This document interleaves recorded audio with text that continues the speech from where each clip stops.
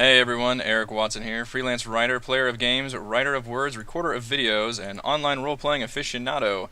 For this video, I'll be reviewing the DM's Guild adventure Monstrous Uprising, a Sidequest, designed by Billiedeaux, apologize profusely if I mispronounced that, for Dungeons & Dragons 5th edition. A review copy of this module has been provided for the purposes of this review, though I should note, I believe this is a pay-what-you-want module on the DM's Guild, so do keep that in mind. So we just switch over to... Here we go. Hello. Using the webcam now. Let me know if you like it or don't like it while trying to be classy about seeing my face. Something I might be doing more of. Just kind of add a little bit more personality to it. And plus, obviously, you've probably seen me a bunch because you'll probably hear for the usual D&D adventures. So let's get into Monstrous Uprising. Now, if you actually remember what Monstrous Uprising is, then hats off to you, because I did not, and thankfully that's in the description. But it is a little plot hook. You can see, if I can get the mirror right. Anyway, this is from the Rise of Tiamat book, which is, I think, almost 4 years old now. This was the first campaign book for Dungeons & Dragons 5th edition.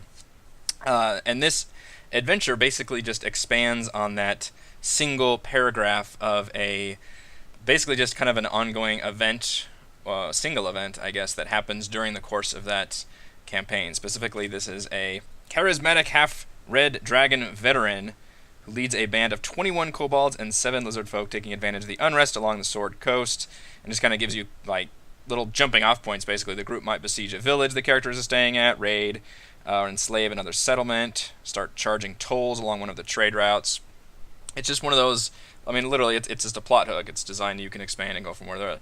And this is an expansion of that. So specifically, it employs the villain, the half-red, I could say half-dragon, I guess the half-red part matters, I guess. The half-red dragon veteran as the primary villain. And kind of expands it into one part is a mini dungeon, and the other part is I guess kind of a role-playing situation with the lizard folk camp. But there's some problems with both of them, and we're going to get into that right now. So Monstrous Uprising is designed as a 4 to 6 hour adventure for 7th to 8th level heroes, which would put them appropriately within the confines of this adventure, which is solidly a tier 2 adventure. Now, it's stated as a single session adventure. My sessions rarely go over 3 hours, so this would easily be a at least 2 session adventure. And plus, there's a lot of combat. I mean, there's a dungeon just full of bad guys, so that always adds to the time as well. And while it is designed technically for Rise of Tiamat, there's no specific ties into that ongoing plot other than, like, while the Cult of the Dragon is doing this, other forces are also doing bad things. I mean, I guess obviously using the Draconic and Lizard forces is very thematic with Rise of Tiamat, but you could certainly use, you could use these villains and creatures anywhere. Basically anywhere there's a cliff, because it's involved in a cliff, which is kind of gets problematic. All right, let's look at how it starts. So we start off. The PCs are basically just traveling. There's no cover page, as you can see. Unfortunately, it just kind of jumps right in there.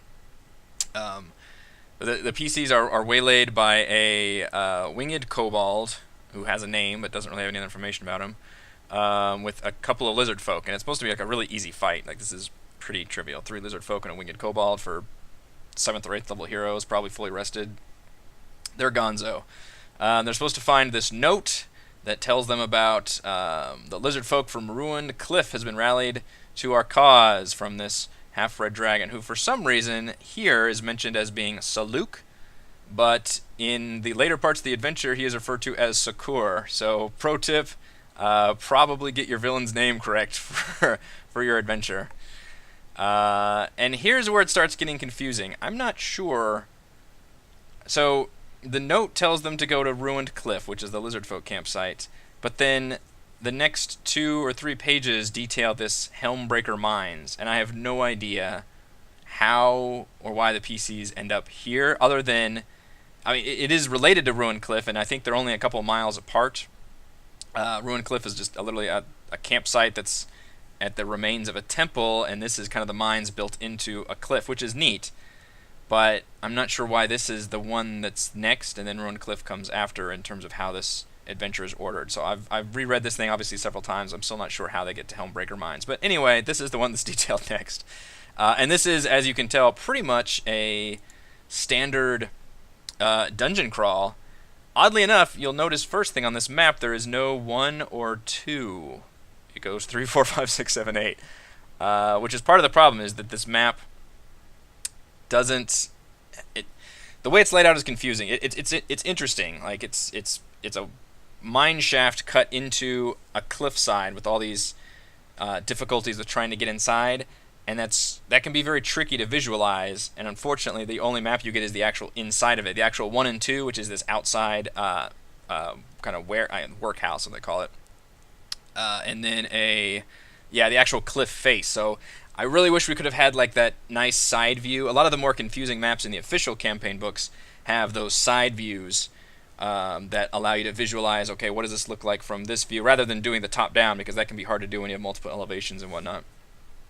Fortunately, we don't have that here. We just have the inner side of the mine, so that makes this map really difficult to visualize and tell what's going on. But once they make it into the mine, which is, again, I think cut into the cliff, that part is more easily to follow and broken up.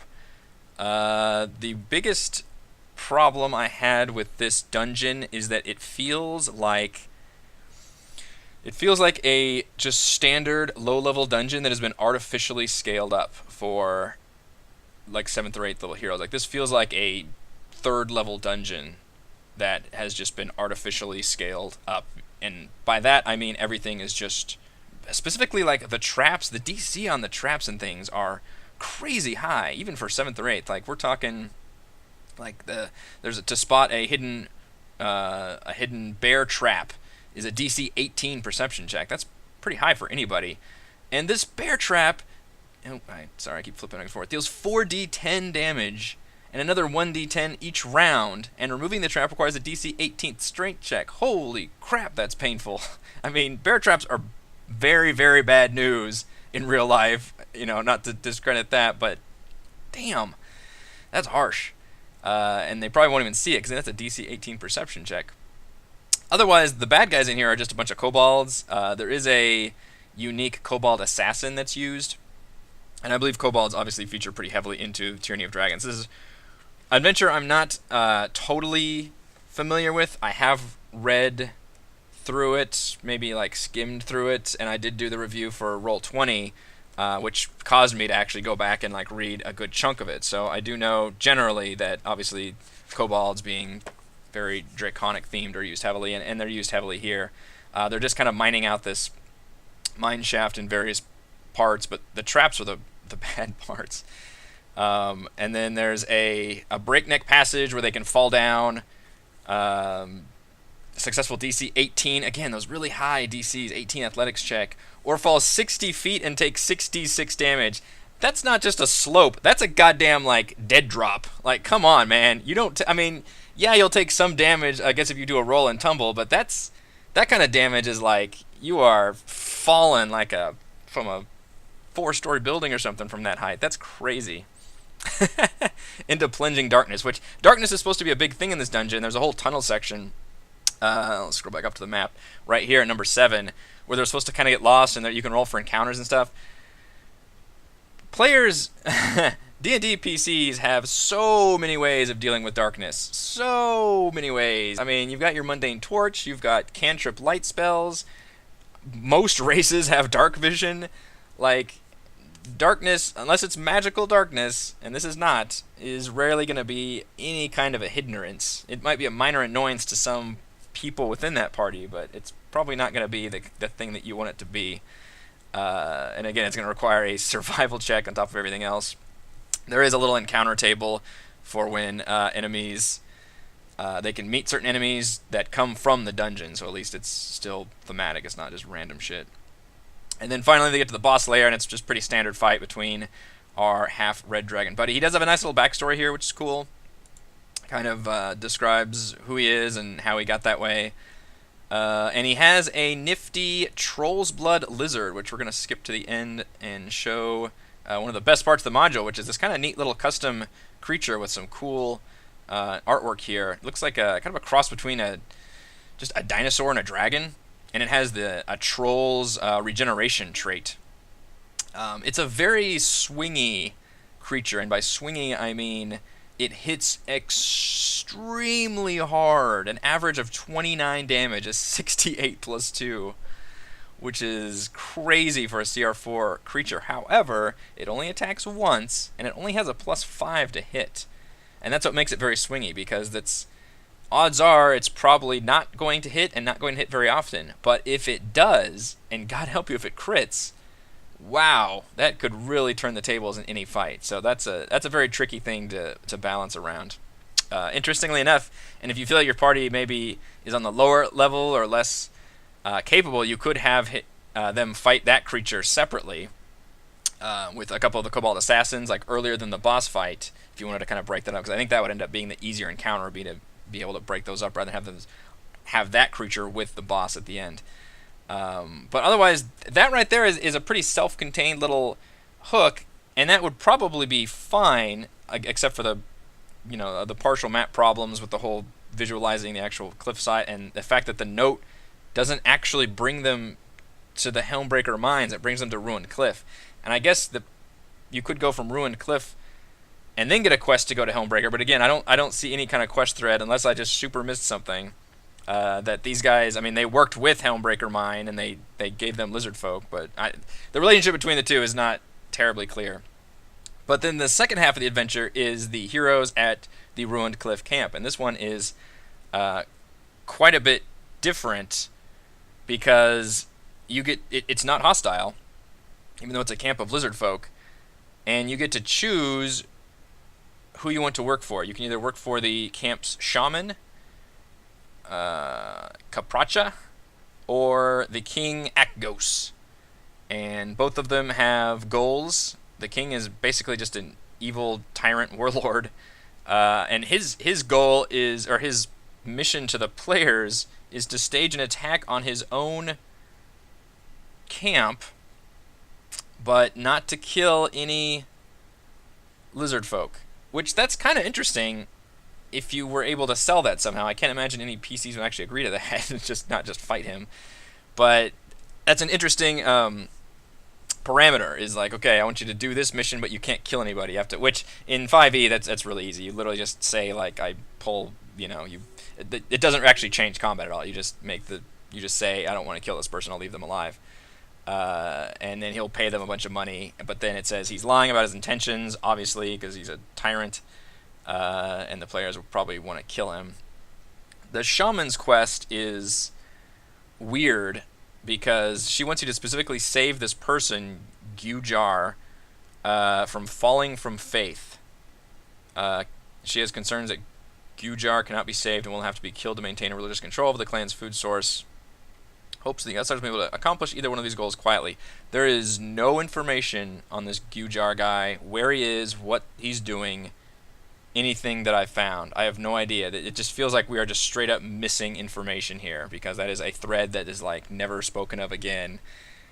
So it's very weird. Like, I don't know how the players actually go about accomplishing this mission at all. And then the next page is just, okay, you make the decision, here's who you side with, but then the shaman one is just, okay, if they were able to convert or kill that person, then they've resolved the problem, and they get their potions as a reward. And the king is like, okay, if you manage to attack and not kill anybody, then I will give you a reward. But in either case, the other faction attacks you, so you still end up with another battle on top of that. But it just feels like we're missing a whole section here, where it's actually detailed out how the players go about this. And part of the problem is this camp is not like, we're given the physical layout. It's a ruined temple, contains the village at a cliffside. That's fine, but there's no map. There's no, like, how many lizard folk are here, who all is on this faction, that faction. There's just bereft of that kind of information, which you wouldn't need if this is just a go here and talk to these people. But both of these things are missions in the village itself. One of them is to either rescue or kill a person, and the other one is to attack the entire fucking village. And there's no information on how to set that up or deal with that from a DN standpoint. So I don't know. This feels like I don't even want to run this part of the adventure because there's just no more information there, or at least I would have to fill in all the gaps for that, which is not good. That's not how I want my adventures to. I want more information. Um, and then at one point at the end of Helmbreaker's camp, it says, what does it say? It says like they could even skip Ruined Cliff camp, in which case jump ahead to the conclusion. I can't find that part right now. I'm all over this thing. And then if you and then you get to the conclusion, there's no information about that.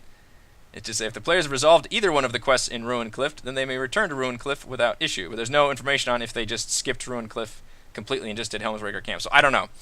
I don't know what the relationship is between those two things. I don't know if there was supposed to be more there about they had to go to Ruined Cliff first in order to do, because it feels like Helmbreaker's camp is the actual end, should be the end of the adventure, because that's where they fight that big half-red dragon, or maybe they get a clue from that guy to go to Ruined Cliff camp and then deal with the stuff here. I don't quite, again, there's just not, it feels like we're just straight up missing information here, or motivation really for the players to deal with any of these areas, frankly. So I do like at the very end here, and I'll mention this in my pros, there is information if you want to reduce the difficulty for first tier parties, and this is what I'm talking about, because Helmbreaker Mine, as linear and straightforward it is, and you're just fighting kobolds basically. Those are very low level bad guys. Like, yeah, the Troll's Blood Lizard is cool, but otherwise it's like just they had to add a whole bunch of really damaging traps in order to make this dungeon like the least bit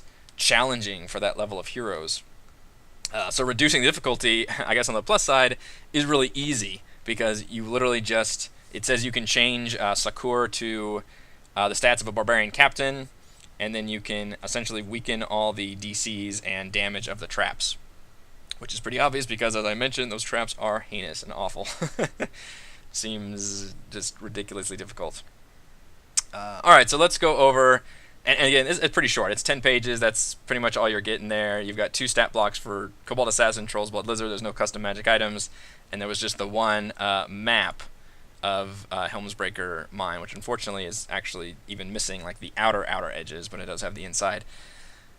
That's pretty much it. Okay, so pros and cons for Monstrous Uprising. Pro, I do like that the 3 biggest NPC characters all have bullet points that kind of, in case the players want to actually talk with them, which is good. I expect really any NPC that's important enough to have a name should be important enough to have notes on how they roleplay. At least, at the very minimum, information that that character has, and maybe at least like a sentence describing their personality. And I feel like we at least get that much with Sakur, the villain, the half-dragon villain, and then the 2 lizard folk leaders, so that part's good. And as I mentioned, another pro, I like the end that has the reducing the difficulty for first-tier parties with specific notes. It even says asterisk. You can remove like extra creatures. It's something I've seen a lot in a lot of these DM's Guild adventures, is how to properly scale for a level range, and I think that's really nice to have this here, specifically because I would assume most people are going to be using something like this for probably more lower level players and adventurers rather than that tier 2 adventure, in terms of just having this almost a one-shot side quest. And then pro, the Troll's Blood Lizard is pretty neat. I think it's cool looking. Got some neat art here, and just kind of a neat concept of a monstrous dragon that's just kind of a beast, but a painful one. Cons. The partial map for Helmbreaker Mines is not great, and there are no grids or scaling, so I have no idea how big this mine is. I don't know if this gap right here, for example, is 5 feet or 10 feet or 20 feet. That's kind of important information to know. Obviously, I'm somebody that primarily plays D&D on Roll20, so these kind of map information is kind of needed. At the very least, I would need a scaling, like that little, like, this line is this many feet, like that needs to be in there somewhere. There's not nearly enough information on how players can deal with the Ruined Cliff. It just feels like I am seriously missing like a page of information here in terms of, okay, we meet the people, we get the quest, Now, how do the players actually deal with this quest, and what does that entail? Where is this Gujar person? Is he somewhere they have to do a rescue job in? Where's the guards, the layout? All like there's none of that. I need more. And I'm also another con. I'm confused on how or why the PCs even go to Helmbreaker Mines. There needs to be some kind of hook that leads them there, and I would assume that comes after Ruined Cliff, unless it's supposed to come before, and then they get the note from the half-dragon veteran to go here. Again, I'm still confused about the relationship between these two, the dungeon and the camp, to where I'm not even sure how to run that at all and get my players interested in going to these locations. And then finally, Helmbreaker Mines just feels like it is a pretty linear, straightforward, low-level dungeon with low-level creatures that's just been artificially scaled up for Tier 2 with just harder, more damaging traps, and it isn't interesting, frankly. So final verdict. Monstrous Uprising expands on a simple plot hook from Rise of Tiamat, but it feels incomplete with much of the work left up to the DM. That's all I got. Alright, thank you for everyone for watching this video review. You may see my written review at roguewatson.com. You can follow us at our own tabletop RPG adventures here on my YouTube channel. Thank you.